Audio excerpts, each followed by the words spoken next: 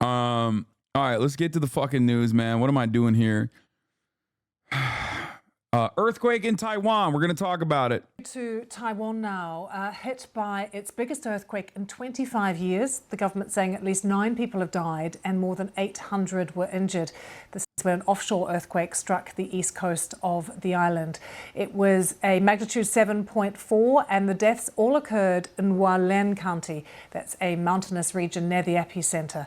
We can take you live there at the moment because search and rescue operations continue to be underway. Right in the I'll be honest, I feel like this is a testament to like how solid Taiwanese infrastructure is in comparison, because that's a big ass earthquake and only 9 people died and there's like 50 people that are missing so far. That's crazy. Like, that's a massive earthquake. The fact that only 9 people died, like, look, as a Turkish person, I look at that and I'm like, what an achievement. You know what I mean?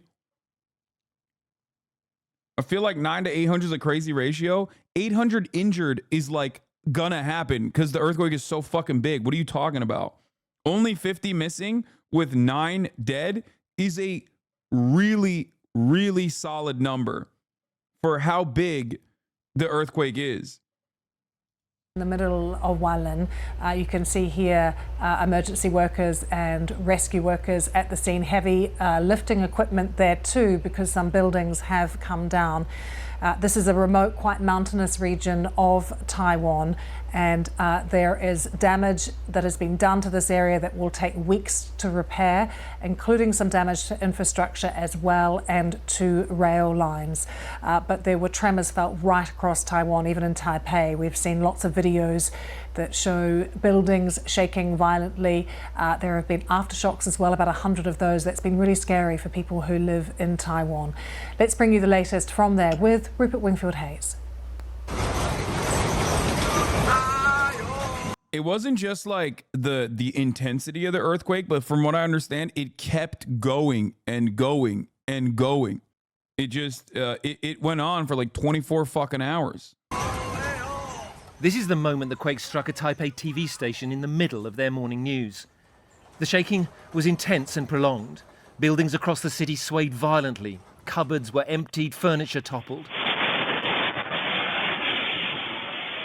This construction site, this big building behind me here, under construction, a massive piece of either construction equipment or steel came off the top of this building this morning during the quake, crashed into the building beside it and then down into this alleyway behind where you can see some workmen now. They've closed off that road. Remarkably, no one was injured, no one was on the street there at the time. No one in the Taiwanese capital has experienced anything like. Let me tell you something, okay? Earthquake like that hits like American infrastructure, we're all dead, okay? Earthquake like that hit Turkey, so many people died, as you guys know. Earthquake like that hits American infrastructure is GG's, boys, okay? Let's keep it at $1.50. Considering ancient structures like in Japan, for example, surviving such earthquakes is with ease, I'm questioning how our building in many parts of the world cannot survive half as strong earthquakes in modern technology. It's called cost cutting. That's it. Why you hate America? Like this in a quarter of a century. Many young people have never felt shaking on this scale.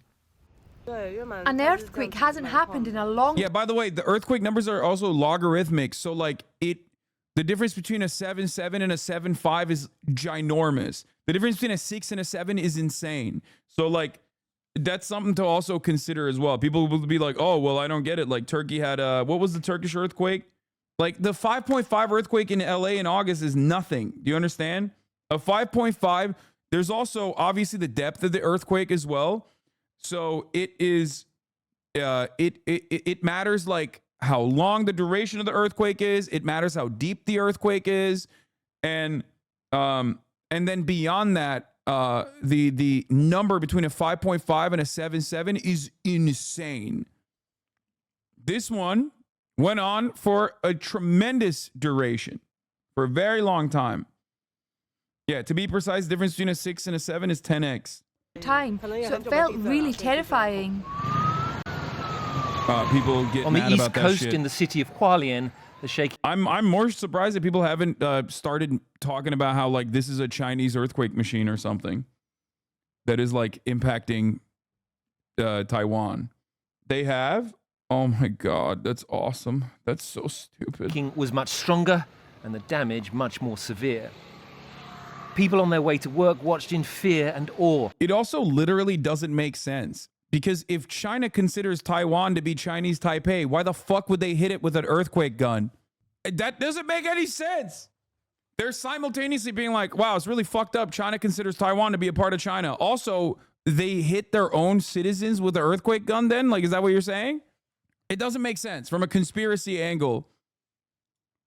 As a partially collapsed building was left leaning at a precarious angle across this intersection.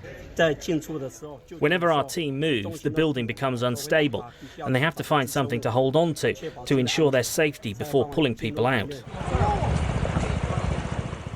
But it is the landslides that have unleashed the greatest terror. The east coast of Taiwan is a rugged landscape of high mountains and deep valleys. The quake triggered hundreds of landslides that came roaring down into the valleys below. This is where most of the more than 700 injuries must have happened. People would have had little warning and nowhere to escape. Taiwan has done much to strengthen its buildings and infrastructure since another huge quake killed more than 2,000 people back in 1999. Yeah, see? That's the difference between a country that was like, oh shit, a lot of people died.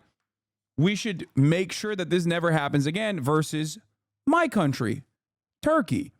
Okay? Because around that same time in Turkey, there was a massive earthquake. I survived it. I've talked about it before. And what did the Turkish government do? Exactly the opposite of what the fucking Taiwanese government did. Okay? They did the exact opposite. They were like, oh yeah, let's collect revenue so that we can harden our infrastructure and then not do that at all.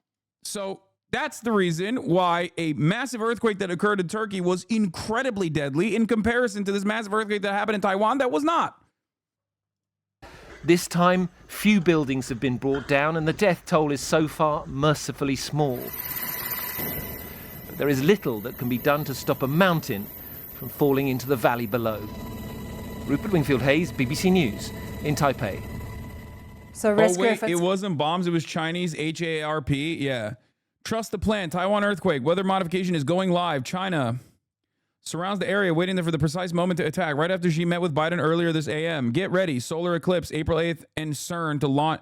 Bro, this person is literally saying all of the words that he's heard in a succession. Like, none of this. He's just saying words, bro. None of this is related to one another. He said CERN.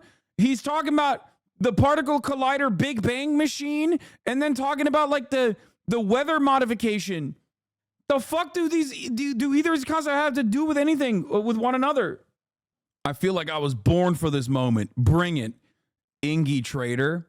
Yeah, he said bring it. What is he gonna do? If China has a Big Bang machine that it's deploying after using its weather control to do earthquakes, what are you gonna do? Stop the earthquake, dumbass? Bring it on, baby. It's like, what have you been balancing your whole life? You have one of those like skateboarder things, you know, like the surfers have like that thing, like where they like what is it? Like a board that they stand on. So he's like very good. He's ready for it. You know what I mean? He's like, yeah, once the world starts shaking, I'm like, I got an Indo board I've been working on for a very long time. Trust me, I'm ready. I'll be shaking my ass.